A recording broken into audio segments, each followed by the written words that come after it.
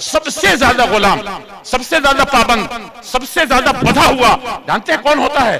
جو اہل حدیث ہوتا ہے. پوری تاریخ ہے. اور محمد رسول اللہ صلی اللہ علیہ وسلم واشهد ان محمدا عبده ورسوله، پہلے عبد ہے، اور عبد سے زیادہ نیچے کا لفظ کوئی عربی زبان میں ہے ہی نہیں. آپ میمنی کو پڑھیے اور صورتی کو پڑھیے، کہیں اور جانے کی ضرورت نہیں ہے. یہی لوگ دنیا کو ادب سکھا کر کے گئے تھے، عربی زبان کے نوک پلک درست کیا تھا انہوں نے، اور یہی ہم کو بتانے کی ضرورت پڑے گی.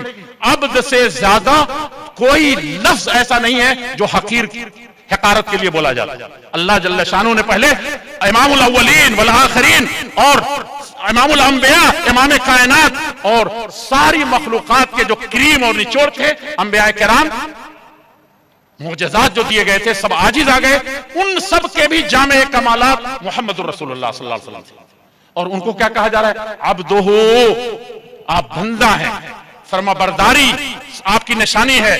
آپ اللہ کے سامنے پوری کائنات مل کے جتنا جھکتی ہے، اکیلے آپ اللہ کی بندگی اور جھکنے میں سب سے پیش ہیں. تب اللہ تعالیٰ نے رفعنا لک ذکرک ورسولہ، تب یہ پیغام آپ کے حوالے کیا تھا کہ اس میں کوئی رد و بدل نہیں ہو سکتا ہے. اس پر جان کٹ جائے گی، زبان نہیں کٹ سکے گی. اس پر ہستیاں مٹ جائیں گی، لیکن اس کلمے کو پھیلائے بغیر آپ نہ اپنے جسم کا خیال ہوگا نہ اپنے جان کا خیال ہوگا.